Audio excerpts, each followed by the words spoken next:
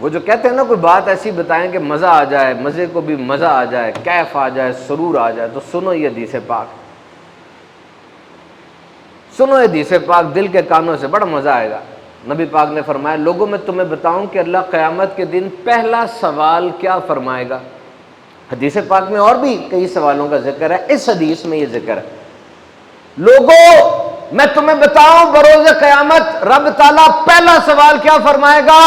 صحابہ نے رسول اللہ ارشاد فرمائیے، ارشاد فرمایا رب فرمائے گا اے میرے بندو کیا تم میری ملاقات کو پسند کرتے تھے کہ مجھ سے ملنا ہے؟ شوق تھا؟ ہے شوق؟ کتنی دفعہ دن میں سوچا کہ میں اپنے رب سے ملوں گا؟ سوچا کبھی زندگی میں کہ میں اپنے رب سے ملوں گا؟ سیکنڈ لگنا ہے، ملاقات کی گھڑی آ جائے گی، بندے کہیں گے قیامت کے دن ہاں مالک تجھ سے ملنے کا بڑا شوق تھا۔ رب فرمائے گا کیوں شوق تھا؟ بندے کہیں گے اے مالک اس لیے کہ میں یقین ہے تو معاف بھی کرے گا اور تو رحم بھی فرمائے گا۔ رب تعالیٰ فرمائے گا میں نے اپنے کرم سے یہ واجب کر لیا کہ میں تمہیں جنت میں داخل فرماتا ہوں۔ یار ایک بندہ ہے اللہ کا نیک بندہ ہے، دن رات اللہ اللہ کرتا رہتا ہے، اللہ کے مطابق زندگی بسر کرتا ہے، تو ملاقات کا تو شوق اس کو ہوگا، ملاقات تو بڑی ضروری ہے، عشق کی انتہا تو ملاقات ہی ہے۔ کسی نے کہا نا میرا دل کرتا ہے کہ محبوب میری طرف دیکھے، میرا دل کرتا ہے کہ محبوب میری طرف دیکھے۔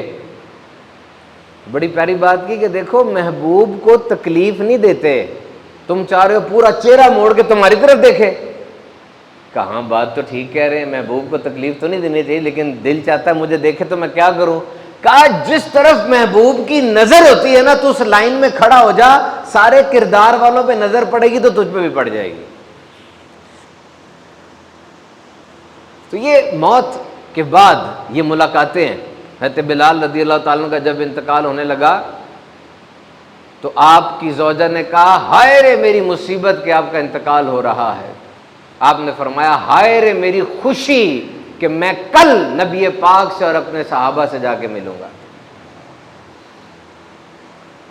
تو جناب ایمان کی فکر رکھیں اور اعمال پہ توجہ دیں اور اس بات پہ یقین رکھیں۔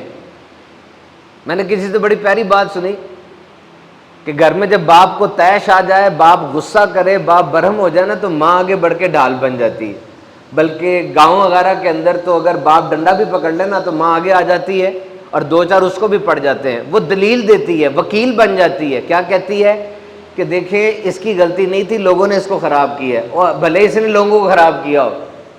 تو گھر میں اگر ماں ہو بچے کو ڈھارس رہتی ہے تو یاد رکھنا قبر و حشر میں میرے آپ کے آقا ہوں گے۔ کتنی بڑی ڈھارس ہے، لیکن ایمان پہ پختگی ضروری ہے، اعمال کا دھیان رکھنا، جس طرح انہوں نے فرمایا اس طرح زندگی بسر کرنا، ریلیکس یا کنسیشن کے موڈ میں نہ آ جانا۔ اور جب یہ ہو جائے تو سن لو نبی پاک نے فرمایا بروز قیامت میرے امتیوں کے چہرے 14ویں کے چاند کی طرح چمکتے ہوں گے۔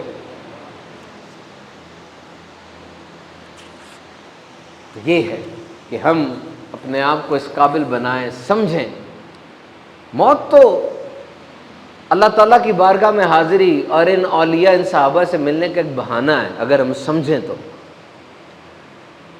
حجاج بن یوسف بڑا ظالم آدمی تھا، حجاج بن یوسف حافظ قرآن تھا، تہجد میں تراویوں میں کئی سپارے پڑھتا تھا، شجاعت تھی، بڑا بہادر تھا، جہاد کا بڑا دھنی تھا۔ ایک طرف محمد بن قاسم، موسیٰ بن نصیر جہاد کر رہے تھے اور یہ یہاں پہ خون کا بازار گرم کیے ہوئے تھا، بڑا بہادر تھا، شراب اور زنا سے بھی بچتا تھا، لیکن ایک بات ایسی تھی جس نے اس کی ساری اچھائیوں پر پردہ ڈال دیا، اور وہ تھا ظلم۔ ظالم تھا، بڑا خون ریز تھا، 1,20,000 بندوں کو قتل کیا اس نے، صحابہ کے خلاف تھا، سادات کے خلاف بولا کرتا تھا، اور جب یہ مرا لاکھوں مجرم، لاکھوں لوگ اس نے بے گناہ قید میں ڈالے ہوئے تھے، 4,000 عورتوں کے تو تن پہ کپڑا ہی نہیں تھا، اور جو دھوپ سے بچنے کے لیے ہاتھ ایسے کرتا اس کے محافظ اس کو پتھر مارا کرتے تھے، اتنا ظالم آدمی تھا۔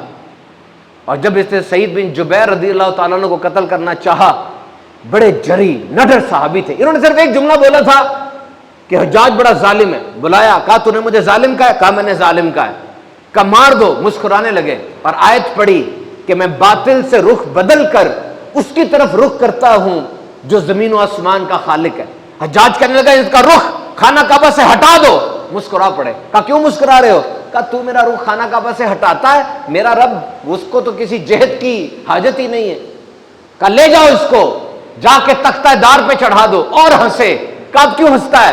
کہا میں حیران ہو رہا ہوں کہ رب تعالیٰ نے تجھ جیسے کو بھی ڈھیل دی ہوئی ہے۔ کہا نہیں، اس کو میرے سامنے مارو۔ اور جب لٹایا، آپ نے ایک ایسی آواز آپ کے زبان سے نکلی کہ پورا دربار ہل گیا۔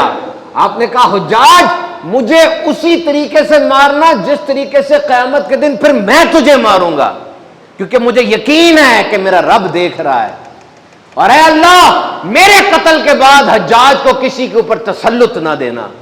اور جب قتل کیا گیا، شہید کیا گیا، اتنا خون بہا، اتنا خون بہا۔ حجاج نے حکیم سے پوچھا، ڈاکٹر سے، یہ اتنا خون کیوں نکلا ہے؟ کہا حجاج سن لے، جس کو تو مارنے لگتا ہے نا، مرنے سے پہلے ڈر کے مارے اس کا خون خشک ہو جاتا ہے۔ آج جو اس دربار میں شہید ہوا اس کو ذرہ برابر بھی ڈر نہیں تھا۔ 15 دن کے اندر اندر حجاج کا کام ہو گیا۔ اسی رات پیٹ میں درد اٹھا اس کو ٹھنڈ لگتی تھی، اتنی ٹھنڈ کے چولہا جلد کے ساتھ جوڑ دیتے تھے، وہ ٹھنڈ نہیں کم ہوتی تھی، پیٹ میں درد ہوتا تھا۔ حکیم نے گوشت کا ٹکڑا اس کے پیٹ میں اتارا، جب کھینچا تو اس گوشت کے ٹکڑے پر کیڑے لگے ہوئے تھے، بو پھیل جاتی تھی۔ اس نے حسن بصری رضی اللہ عنہ کو بلایا کہ کیا ہو رہا ہے؟ آپ رو پڑے۔ آپ نے کہا تجھے منع کیا تھا اللہ کے نیک بندوں کے ساتھ یوں کھلواڑ نہ کر، اب دیکھ تیری حالت کیا ہے۔ پھر اپنے عزیزوں کو بلا کر کہتا ہے میں مر جاؤں، رات میں جنازہ پڑھانا اور رات کو ہی دفن کر دینا، پھر میری قبر کا بھی نشان مٹا دینا، کیونکہ لوگوں نے میری قبر کو بھی نہیں چھوڑنا۔ دنیا میں کیا کر رہے ہو؟